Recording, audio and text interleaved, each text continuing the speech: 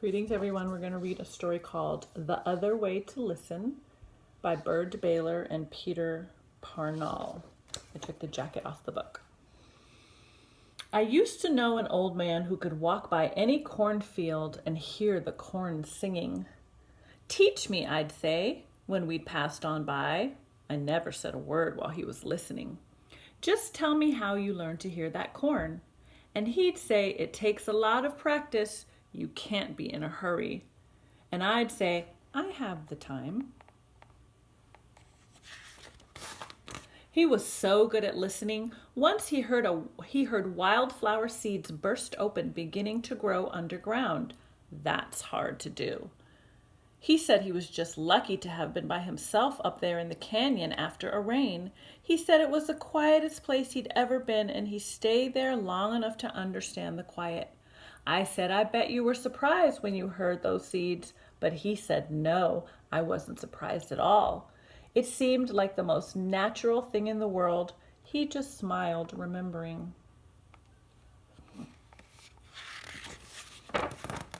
Another time he heard a rock kind of murmur good things to a lizard.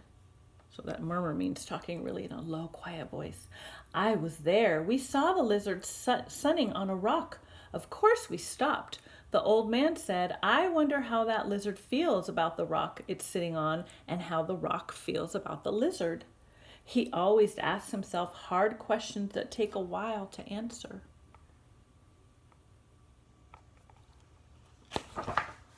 We leaned against another rock. A long time passed, and then he said, did you hear that? They like each other fine.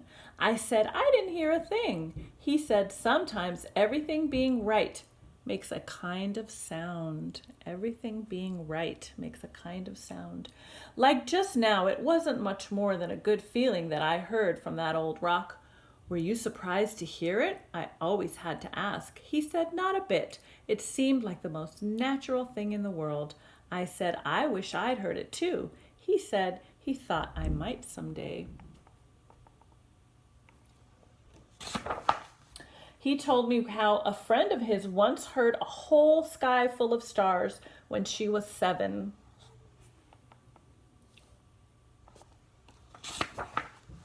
And later on, when she was 83, she heard a cactus blooming in the dark. At first, she didn't know what she was hearing. She found it by just following the sound. There were 20 flowers on one cactus, and they were all white as the moon. The old man said most people never hear those things at all.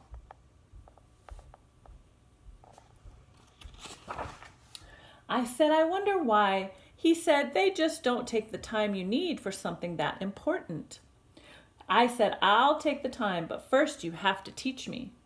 I'd like to if I could, he said, but the thing is, you have to learn it from the hills, the ants, and lizards, and weeds, and things like that. They do the teaching around here.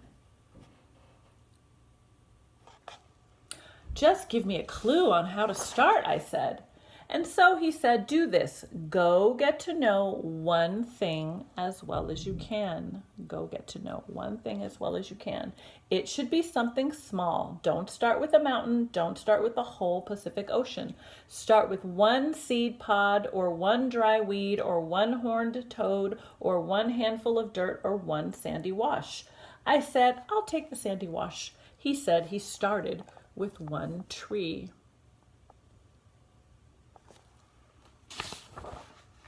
Every morning in his life when he was young, he climbed a cottonwood and sat there listening. He told me it was worth the time. He said trees are very honest and they don't care much for fancy people. And he said he doesn't know of anything he ever did as important as sitting in that tree. Tell me everything you can, I said. He said, well, you have to respect that tree or hill or whatever it is you're with. Take a horned toad. For example, if you think you're better than a horned toad, you'll never hear its voice, even if you sit there in the sun forever. And he said, don't be ashamed to learn from bugs or sand or anything. I said, I won't. He thought of one more thing. It's good to walk with people, but sometimes go alone. That way, he said, you can always stop and listen at the right time.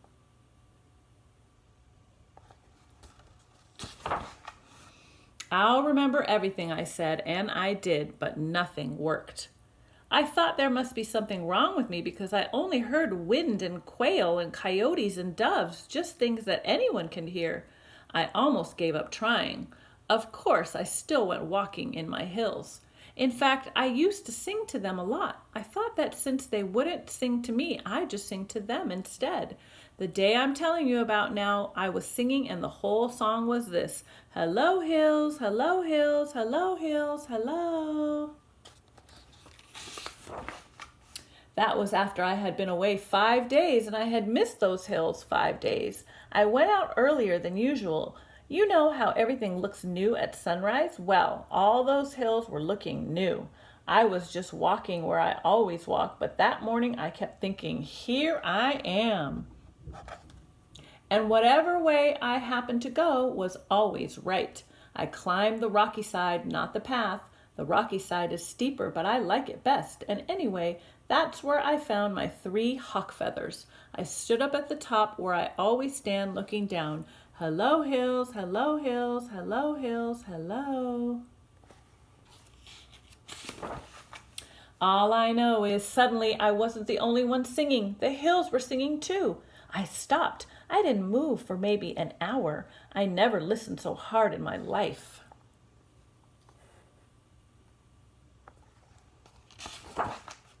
Of course, their kind of singing isn't loud. It isn't any sound you can explain, but it isn't made with words. You couldn't write it down. All I can say is it came straight up from those dark, shiny lava rocks humming. It moved around like wind. It seemed to be the oldest sound in the world.